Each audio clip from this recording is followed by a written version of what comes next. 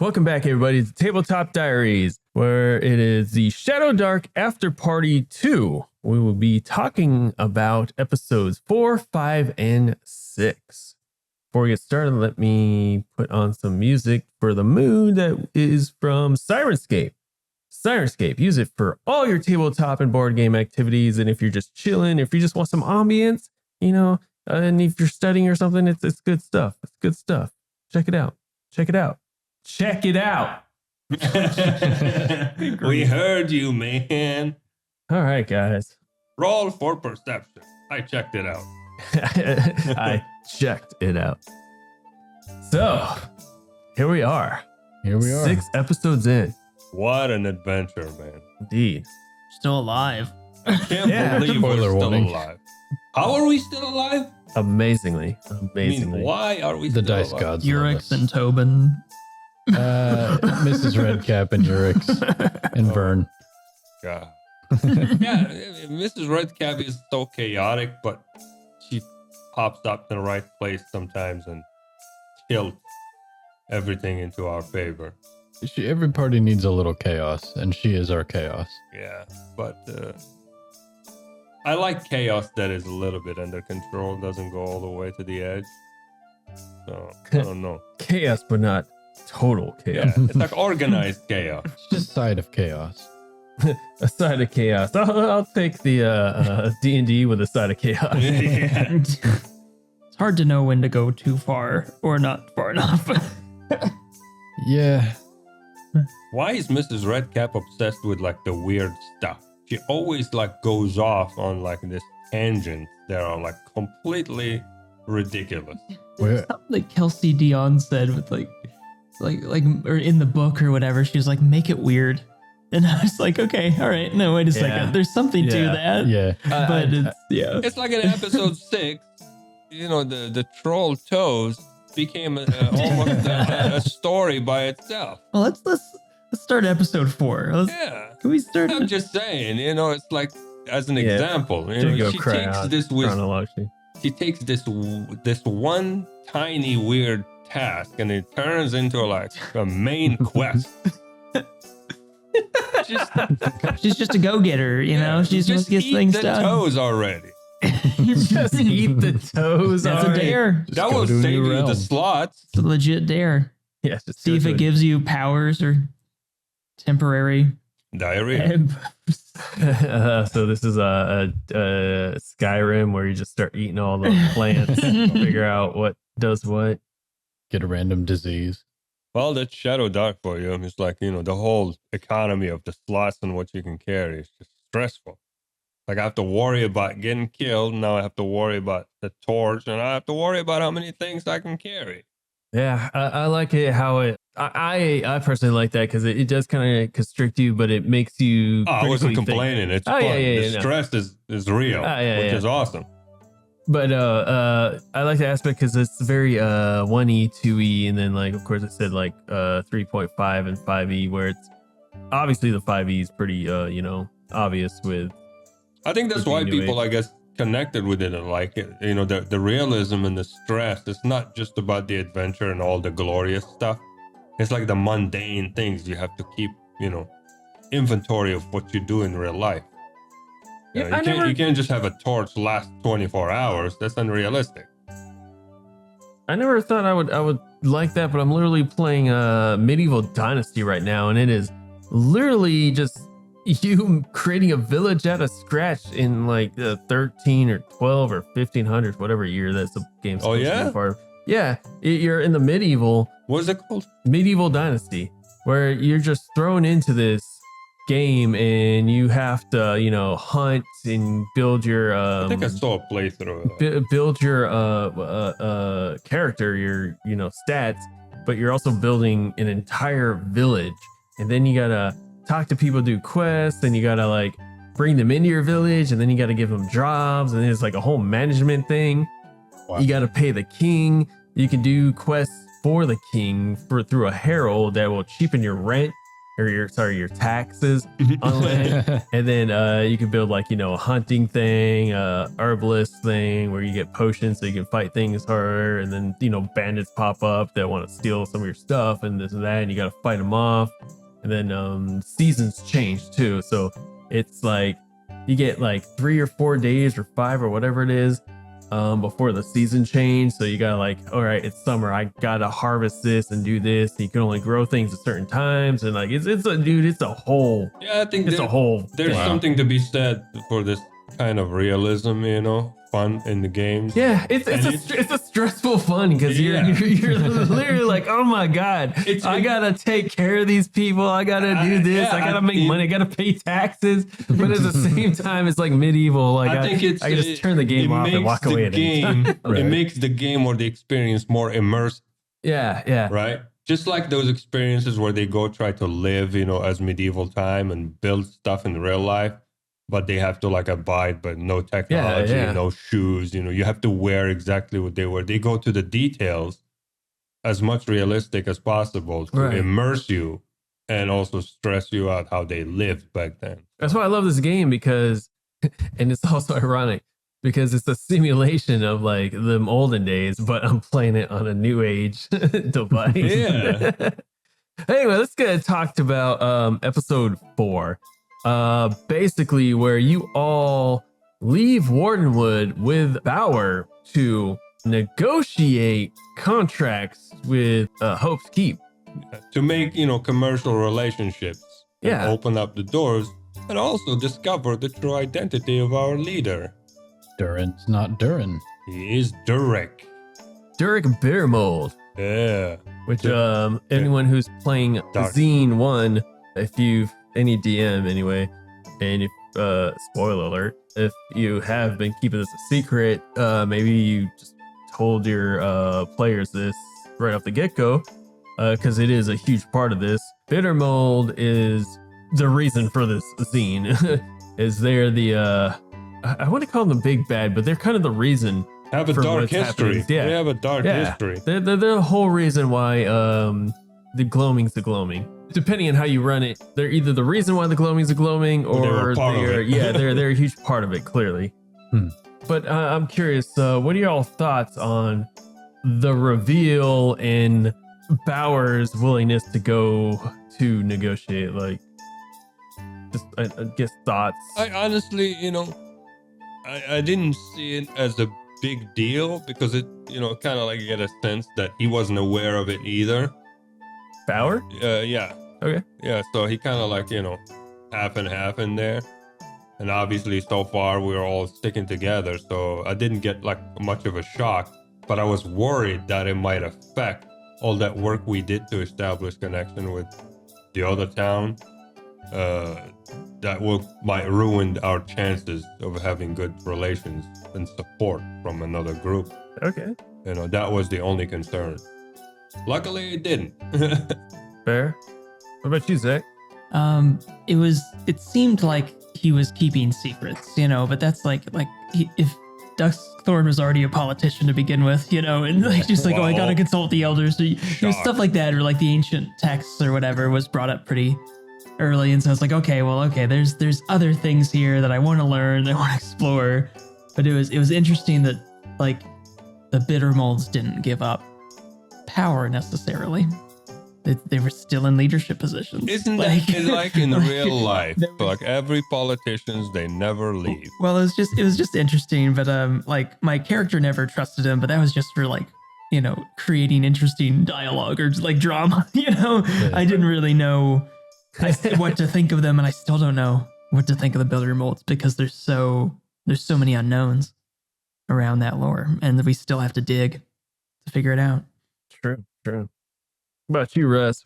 There's kind of a like generational burden aspect to it too, because the gloaming's been the gloaming for hundreds of years.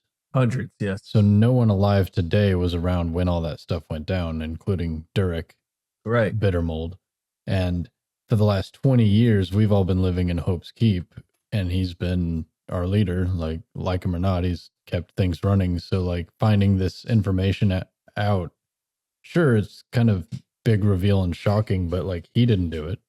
His ancestors did. Right. And we've never even read the books about what the world was like before all this stuff. So to us, it's like, oh, okay, yeah, he's actually this guy, but life is still what life is right now.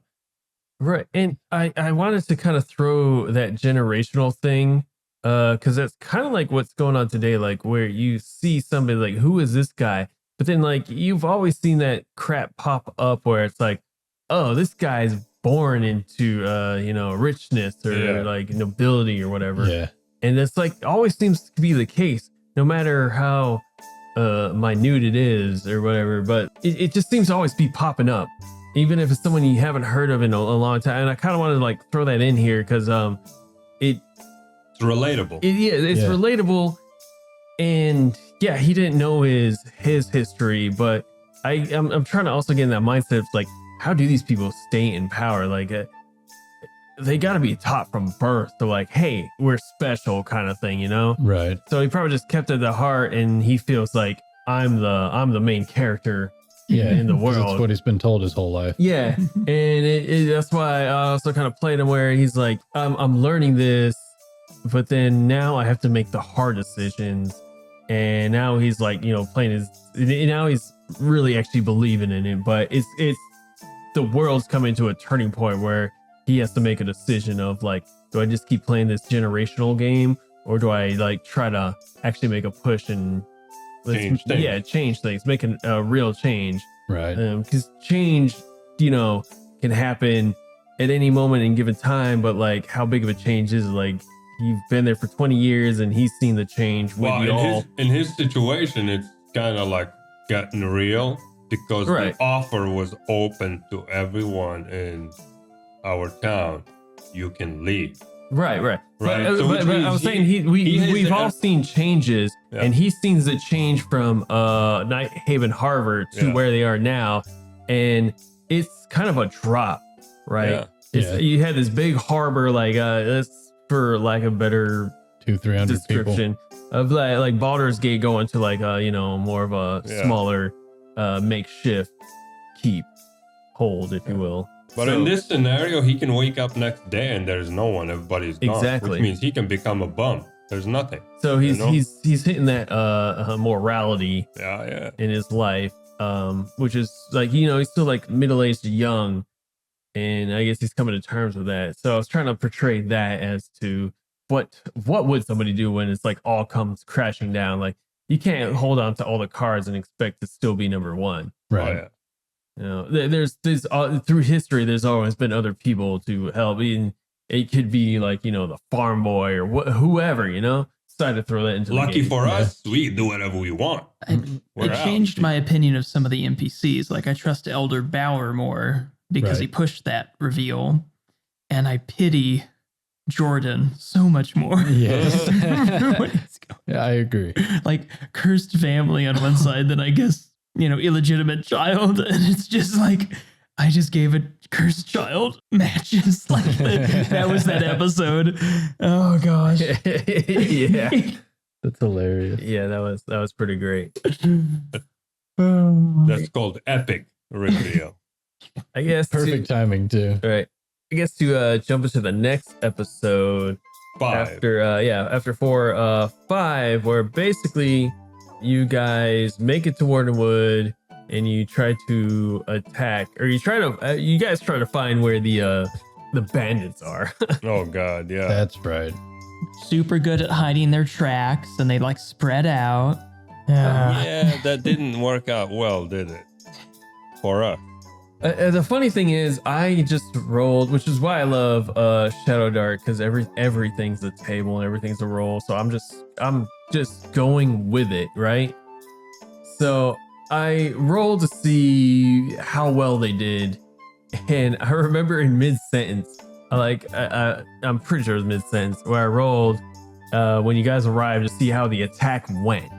And it was so bad. I was like, oh, it was embarrassing. They lost completely, and they just scattered, and you saw a majority of them run south because they're just they're bandits, just like probably you guys would. You wouldn't want to lead the bandits to your hometown, right? Right. So they ran south, and that whole troll thing, that was just a coincidence. That was just the troll was there the whole time. Oh, wow. But that just stumbled upon as an accident. I was like, oh yeah. What would it? Okay, They yeah. got half exterminated. Yeah, so Dang. when you went to the well, because I had to say, yeah, the guards saw where they ran from. They didn't see where they came from. They just saw arrows fly in, and then like people just rushed from the, the outskirts. Right. And there's like, two-sided attack, and they got attacked, but the majority of them that survived ran south. So okay, let's follow south, obviously. But to be completely fair, they didn't know about the troll either. If that wasn't obvious. It wasn't obvious. They didn't know about the troll either, and a lot of them got killed there. In retrospect, I mean, the troll kind of like rendered service by beating him up. He helped us out. But we decided to go check him out, and he almost knocked our teeth. Yeah. Yeah, you guys. That was embarrassing. I got really lucky with how long healing words stayed Yeah. up that day. That was embarrassing. And we had healing potions, like And we- downing healing Yeah. potions. And we ran north. Right. We're like, let's escape. Yeah, you guys barely survived. I remember a lot of attacks going on, but it's a troll. It was all miss. Right. It's a troll, so it was regaining health the entire time.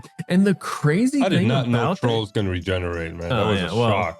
okay, that's awesome. That's awesome that was a to shock. be. I was completely thrown off. I was like, what the hell? How am I supposed to kill this guy? Right.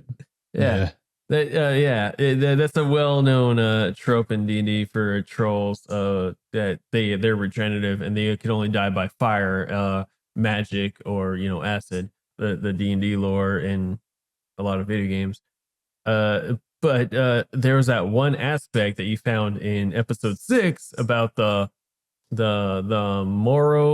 marrow bark that he chews on. Yeah. So you don't know if I should reveal that. I won't no, because that could be something later. That was giving him fire immunity, but you guys caught him the first time where fire could have affected it, but you guys weren't using fire Not We hardly didn't at all. know. And Well, and you we- guys are barely doing enough damage, but then I was just rolling really high on his regeneration, that he was just instantly healing himself, and it was like a little kid trying to fight an adult. Oh my god. And you guys were getting wrecked. We did, We did get scare him wrecked. off at the end with fire. With the Tobin maneuver. With the Tobin You maneuver. guys, He manned got up his lucky. loincloth with a torch. I mean, that was like whatever to get him distracted enough for us to escape. I will at this point. say, because I listened back on one of the episodes and I did mess up where I just did movement and I didn't do an attack. And I felt like that might have changed the circumstance a little bit. It So I do worked in our apologize to anyone who's advantage. listening. Yeah, I think I did a movement and negated the his action, which probably would have actually killed one of you. Probably. And I don't than one of us. yeah. I think I was like looking up something too in the midst, which is why I was like, oh, he did his thing. So all right, next kind of thing. Hey man, no But, going yeah. back. Yeah, it's Dude, too late. It's Yeah, too late. you messed up. We Especially- survived. Fair. Especially after episode 6, it's very too late. Oh yeah. You guys went back in and wrecked him, and then you said you didn't even hit, or he didn't even hit you. That Not a is single hit. wild. That is That's wild. called perfect planning. Yes, and the comeback was Incredible. a testimony to perfect planning. We didn't even use the ball of wood Right. or whatever. Or the oil trap. yeah. But it was a backup, Yeah. The whole idea was to plan enough backup for escape for everything. So we killed him, that's great. But if we failed, at least when we run, there's a surprise waiting for him too, Right.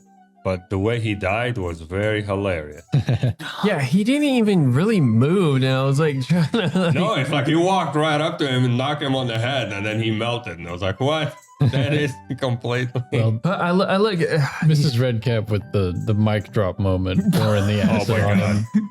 That is how we won. Yeah, that spell was like her perfect It wasn't even a spell. It was just No, a her full, dumping acid it was on a him. full flask of acid. No, it's not the acid. It's like it was a perfect demonstration of strategic use of her I buy it. spell. I buy it, You yeah, know, that's true. I buy it. yeah, yeah. He can't see her. She has exactly enough time for that. Can't see me. Now you see me. Slam, bang. Right. And Hey, then I'm out. you guys played that well. That was amazing. You set it up perfect, and you all attacked at the right time, and you did what spells and the fire thing, even though you realized kind of in the middle of it that the fire wasn't working, but like it also coincidentally happened like the timers that I rolled for it to wear off, and then what it did and what you all did, like it just You kept lined up. canceling everything. It kept canceling everything out, and then it just lined up, and then you guys were like, all right, boom, boom, boom, boom, boom. I was like, oh man. Then I remember looking down at his health, and I was like, oh no way, that already. I was like, no way, because it was going up and down. And with the mechanics. amazingly enough, he didn't hit any of us Yeah, he attacked technically once. He attacked me. and failed. Two swipes and a bite and missed all Yeah. three. And then the entire other time he would.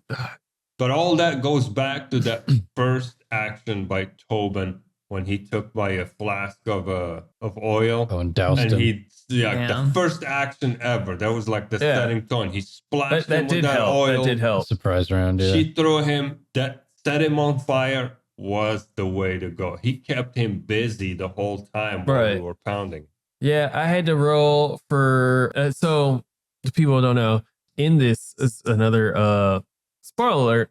In this zine, when he bites the marrow bark, he becomes immune. It says temporarily immune to fire, but I didn't know how to play that. If that means like the entire day or what. So because of Shadowdark, I was like, I'll do rounds. That's simple. So I rolled for rounds, and then I rolled a 2. So in 2 rounds, that's gonna wear off, and then he's gonna have to bite more bark, right?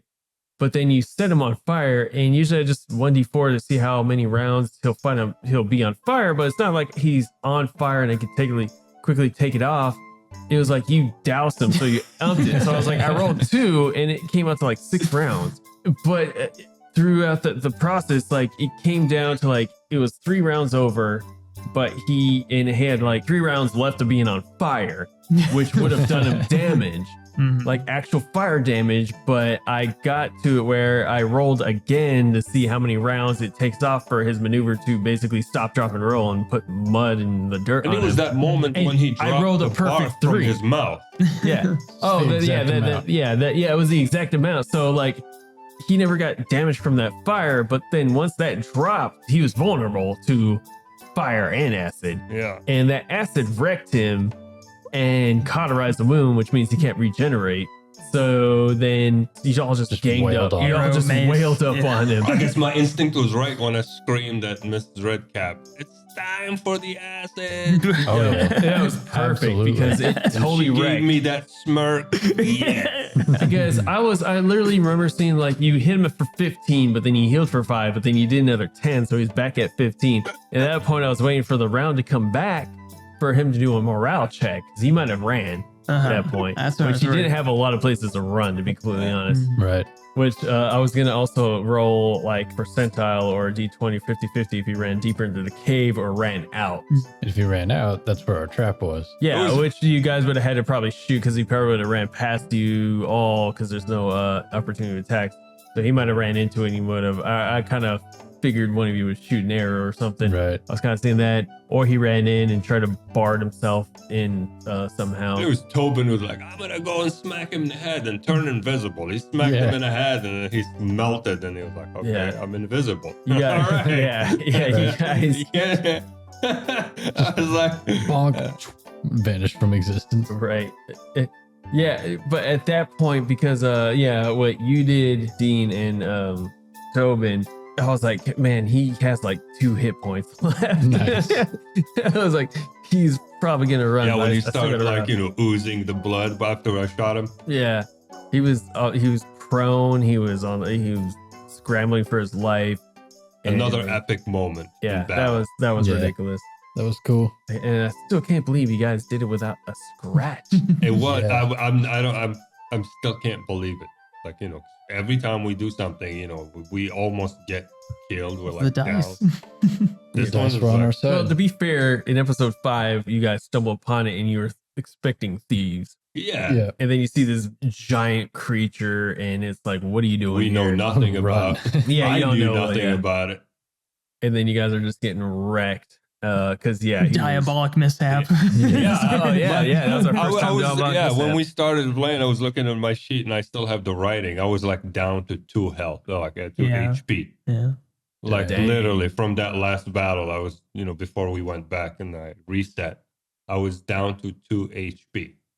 Wow. So that's how much he almost took us. brutal. Yeah. Brutal. Perfect adventure. So how y'all still enjoying your characters? Are you kidding? I love my character. There's so much history already. Like the longer we play, the sadder it's gonna be if I actually die or something bad happens. Yeah. Which now I'm like more stressed out. I don't want to die. Do you see how that Please. Do you see how that works? Can I at least retire and keep hope and do nothing? Let's get this thing wrapped. You retired to the ranger farm where you Yeah, can I'll run just around. come and work in your tent or whatever or something. Yeah. Yeah, we did good stuff. I don't want to end this character. Vern will survive. You can just play Vern. Yeah, you'll be Vern. No. I'm Yeah. just kidding. I'm just Yeah, kidding. Vern. It would be like Slab Yeah, Balls, yeah. It wrapped up the story and he survived and retired, He opened an inn. It's good. That character is still alive. I want to try to do the same with this one. It is Shadowdark. But yeah, it is Shadowdark. So, Any last thoughts, you guys? last thoughts. Can't wait for the next one If- because we ended it at an epic moment. If you agree to be a diplomat, look at the immunity clause. Oh, You know. It gets tricky there. Yeah. You got to really look at the immunity clause. yeah. I mean, that's actually a good point. We are diplomats, yet during the carousing, that didn't give us any advantage. We got kicked out of Geese Isn't it Earth. diplomats can get away with stuff? Can't start a brawl. You got to Yep. respect the bar. Okay. The only Respect the bar. tavern. Respect respect the establishment. Yeah, I can't believe this. that was embarrassing. It's like we started the day right up here, killing a troll, untouched, everything is It's- awesome, it's and then that- the day ended with like getting thrown into the gutter. It's that classic trope of, pride is before a stumble. Yeah. Oh my It clearly God. played into that where it's like, yeah, we did it. We killed the troll. And then you just get too plastered for your own good. And then you're getting kicked out of the bar. And it's like, no, come back. Yeah, banned for 4 days. Yeah. I guess we have like the low tier of the diplomatic status. We don't have like the one where you get away with. You guys just found this town and like the leaders are negotiating and you guys are just sent back to like, damage control, dangerous quotation marks, situation. Hey, we did And a you're- lot. For Then you're this still, town. you guys did do a lot and you still are doing a lot. Which is to say, But you probably get rewarded It's probably been a like lot. 3 days, though, 4 days total since we first came. You know what I'm still Yeah, trying. that's true. What I'm still trying to wrap my head around. Come back to town. We'll bring sensitive information about the bandits to Pippin. And then he tells us like, "Oh, you guys put me in a very difficult situation." Dude, we are working for you, telling you, here's your options. We're giving you heads up. Well, you're ahead of the game. And you're like making it sound like it's our problem. He's not used to that kind of It's like responsibility. Yeah, he's- we're putting you in a Yeah, he's a situation. stand-in. He's not Bauer. Yeah, it was like, dude, we're doing this for you. You tell us what you want to do. You don't tell us that you guys are putting me in a difficult situation. It's like, Because he has to make a hard decision, and he's Yeah. not the one. He's usually like you, given the information, and then he's like, "Oh snap!" But now he's like, "Oh man, should I send troops or should I wait for them to come?" Because there is a fail safe in a sense for him, and it would make more sense to be like, "Yo, let my people stay here. You guys can do whatever." Because you guys are expendable. what- You guys are expendable. You ain't Yep. from the town because if they attack the town, he has all his people, and then he can basically walls. break. Yeah, he can. Yeah, and walls. He basically has a break in case of emergency button that he can like do something that I won't reveal here. It sounds like it's his problem too, because yes, we're expendable. It is his problem.